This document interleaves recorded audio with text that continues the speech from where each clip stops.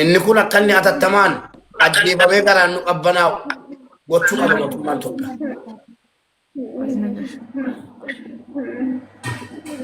Obboleettii koo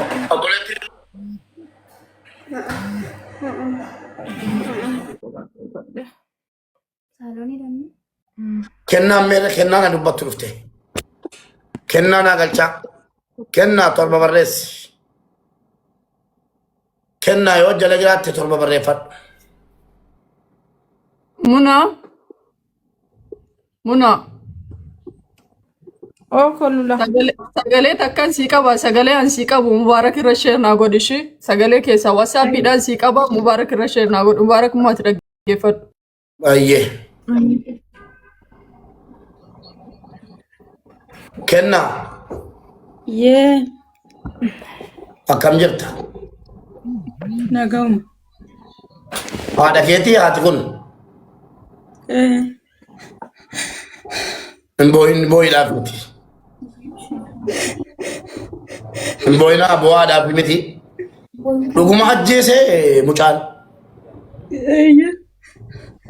Yoomi ajjeesuusaa? Guyyaa maaltu beekaa guyyaa roobiillee jedha namni ka argamte kaleessa. Inumaayyuu ajjeesee kaleessa argamte haati kee? Ilmoodhaa obi? Ilmoo isiiti? Sababni haadha ajjeesuuf deemaa inni mataan dhagaadhaa? Jaartii qabaa? Hin beeku yoo waa dhugu akka tokko ta'a malee yeroo kan nagauma. Dhugaatii dhugaa? Durumamu?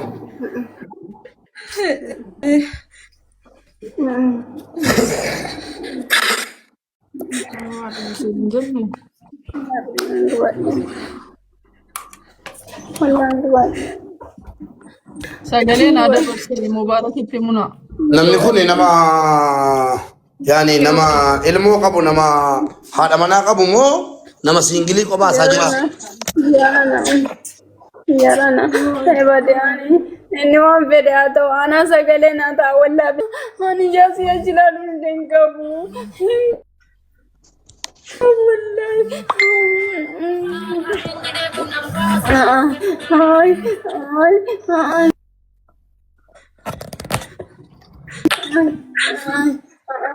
Ay wallahi ije to begalu hin dangabu. Ana bagi yalle asitti dabe.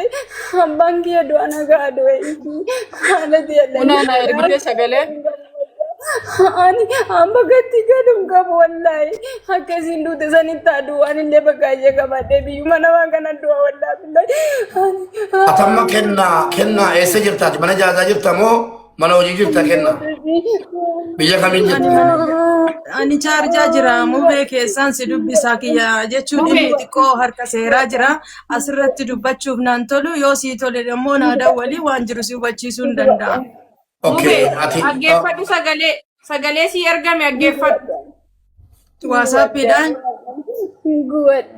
Hinguwadde wallahi. mubee yeroo tokko naa bilbilii waan jiru keessaan sitti hima amma asirratti illee yeroo tokko yoo waan arganillee yoo haasaan xiqqoo seerri biyya kanaallee ulfaata kanaafutu keessaan na dubbiste. Hinguwadde wallahi.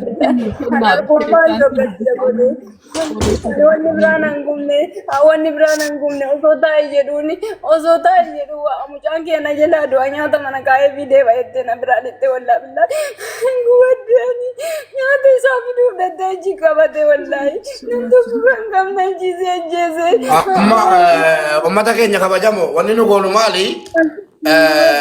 Amma gabaabaadha. Obboleettiin keenya kun biyya Arabaa keessa akkuma keessanii jirti. Biyya Arabaa keessa jirti. Viidiyoo baa warri gasirra. Biyya Arabaa keessa jirti. Biyya namaati. Obboleettiin keenya Aliimaan haadhasii obboleessuma isiitiin dhabdeetti. Innaa lillaahi wa inna ilaihi raaji'uun. Hinguwadde wallahi. Kanaafuu ajandaa goonee asirraa iyyuu malatti dhoowwifachuu yookaan laayikii foolootiin funaannachuu tun taane waan dandeenyeen Aliimaa kana atattamaan gargaarree madaamiin sii erga waraqaa irraa hojjechiifte jaalama waan ta'eefi wanni nu gochuu dandeenyu Horii badee barbaaduun isa mana jiruu fi jedha Oromoon. Dhageessanii? Horii badee barbaaduun isa mana jiruu fi. Haatisi ganda akiraatti godaantee jirti ilmoodhuma isiitiin. Kanaafuu atattamaan silaa waan akkanaa kana namni nurraa cufu sooressuma tokko hin qabnu. Yoo jiraate immoo as bahee nan jira jedhee birrii tokko birrii lamaan hin kadhannu maallaqa madaamiin ittiin iqaamaa hojjechiifne sana kaffallee mucaa obboleettii keenya miskiina kana jabaannee atattamaan ofitti fudhachuudha jechuudha. Ani beekamu sin barbaadu carraa keenya. Obboleetti sibiila biqiltuu Ani garuu sagalee naa ta'u wallaa billaa akka biyya duute kana akka argaa isaan biyya sanii galeessa argine bakka haadha biyya walii akka dabala yoo seerri arsii nageellee keessa jiraate hambakka wallaa billaa hambakka wallaa anumaan barbaadu mana godina mana fayyadaanii hojjetadha mana godhaani anuma takkinaan godhii wallaa billaa. Koy, Alima. Bea be opsine Alima. Bea babla la manja tani meme. Alima, maltu malte mubegiya, maltu malte. Alima kana koy muting goda. Alima kana biya isini Dubai injirti. Dubai kulo kuma targaan kushina araba ke sala bata jirti. Obbolessi si hada ajjese obbolesummaan isee jechuudha. Haadha ajjeesee kukkutee guyyaa meeqaan booda reenfi haadhaa mana keessaa argamee inni to'annoo seeraa harka galee jira. Arsii nageellee jetti. Jundii jedhamu kana biloo godhaa jala abbu. Jibbisiisaa xiraa'aa kana. Injirtuu booditarraas jala. Kanaafuu haadha kukkutee ajjeesee mana mootummaa dhaqee ciisaa jira.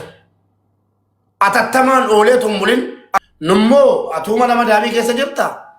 Madaamiin ergaa iqaamarraa hojjette guyyaa ji'a lama madaamiitti dawwalee kee dawwaleetti naasee yaadaraa madaam akkasitti duute haati an ilmoo ollaatii na qorattee jechuudha. An ilmoo ollaasiitii habaatu baatee ofitti fudhannaa jennaan an biyya biraan jira. Yeroon dhufe dubbannaa jette. Sii kafallee fudhannaa jenneen. Amma madaamin gaa dhufuun si nafu waan dandeenyu sappoorti gooneeni keessumaan yookiin namumti jabaan tokko cufuus hin danda'a. Namni rabbeen isaa laffise birrii qaama madaamin. Amma isin jettu waa'ee qaamaas waa'ee maalii dhiisaati. Akka namni kun mana seeraatii akka jalaan gadhiifamnee fi akka inni ajjeefamu barbaadde. Garamitti dubbanna mee dubbadhaame. Nalkaa badadha. Horta ummaa isii rabbiin haa araaramuufi argitee ka isiillee obsa rabbiin haa kennuufi ala aliisi. Akkuma ati jette ka namni bira dhaabbatan namaadha kunoo isiin amma bootaa hamtuu jirti miira hamaa keessa jirti isii miti nu uyyuu. Wallah anuun ammaan tana dhaga'ee miira hamaa keessa jira. Rabbiin dhiiga haadha isiillee haa baasuufi nu beekun waan keeriitii ni gargaarraa si waliin jirraa irra dhaabbanna. Yoo ka fudhatamuu danda'ullee taate waan namitti qaalitti hennu iqaamaa irraa daladdeellee walit darbinee irraa baafnaa. Yoo haa galtullee jettan tiiketti wal gargaarree irraa kunnaa. Waa hundaaf qophiidha siin jedhamu bee asaytiin warri 7,400 kunillee as jala jiran rabbiin keeriyaa kennuufi waan kun siriyaas keessiidha waan hadhaa boru jedhanii miti so akka irra dhaabbannu qophiidha siin jedhamu bee gara jirutti nu oofi. Garri jiru haasaan baay'imnu namni suwaanuun jedha namumti jabaan keenya namni lama sadi waan qabu kennee sappoorti godhee mucaa kana ataa'u madaamiin gidduu kana dhufti yookiin moda waltee iyyuu baasaa jechuu dandeessi kafalamee abaatu mucaan kun yoo biyya galuu barbaadeef biyya ergina yoo immoo taaziyaa ta'uu barbaadeef taaziyaa teessifnee waliin taana.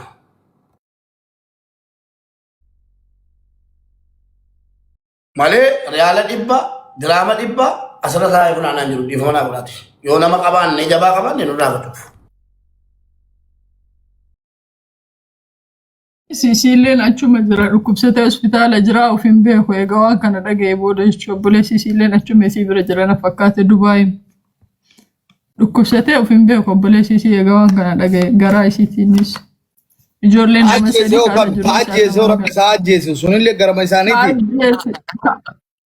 garama isiitti ka ajjeese mana hidhaa jira sun gannaa waan jiru maa sammuu dhukkubamoo akkamitti ajjeese Maal beeknu namoonni irraa beeknu hin qabnu garuu immoo ajjeesee bichaa iyyuu miti. Ajjeesee koo namni haadha isaa ajjeeseetu dhisi manuma keessatti mummureetu qabbareetu bultii 5 booda reenfi isaanii mana keessa xiraa'ee ollaan itti birmate. Kun ikkoo leeyyatti jedha. Wallaahi nyaata mana kaayaa fi jetteetiin hin deemteeti bara haati tun nyaata ilmi kiyyanarraa beelahee nyaata kenneefii dhufaa jettoota isiin dhuftu. Wayita isii manatti argate quqqurxee ajjeesee namni sammuu hin qabne eegareeffa ajjeese booda akkamitti awwaaluu akkamitti quqqurxeetiin mana itti cufee biraa deema yoo sammuu hin qabaatiin akkamitti kana yaadachuu danda'e. Quqqurxeetiin ajjeesee mana itti cufee guyyaa 5 booda eegareeffi ajaa'ee namni naannaa maaltu ajaa'ee reeffaraan bahee manaa baasan duuba eegasi mana hidhatti harka kennatee. Tokkoffaa mootummaan Itoophiyaa waan kana murtii ilaalessaa ta'e akka nama hundaa fakkeenya ta'utti mucaan kun gadi bahee rashanamuudha qaba. Itti aanee immoo ilmaan tana sadanuu galchanii yookaan akka isaan boqotan gochuu yookaan immoo biyya namaatii biyya isaaniitti osoo maraatanillee biyyuma isaanii keessatti tola. Namni marti waan akkana kana dhaga'ee sammuun isaa sirrii ta'anatti fakkaatu. So namni martinuu waan kana irratti gahee keessan osoo baatanii immoo jiboocha ammoo hin ergina.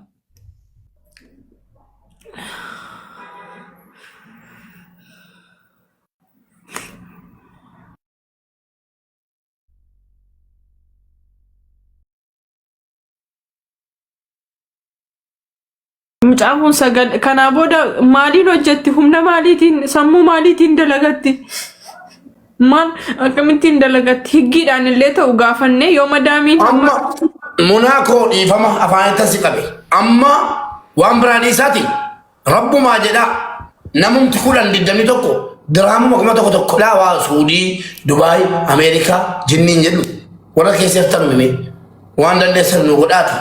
Isi nama waa tokkoon barbaadu jedhaatti.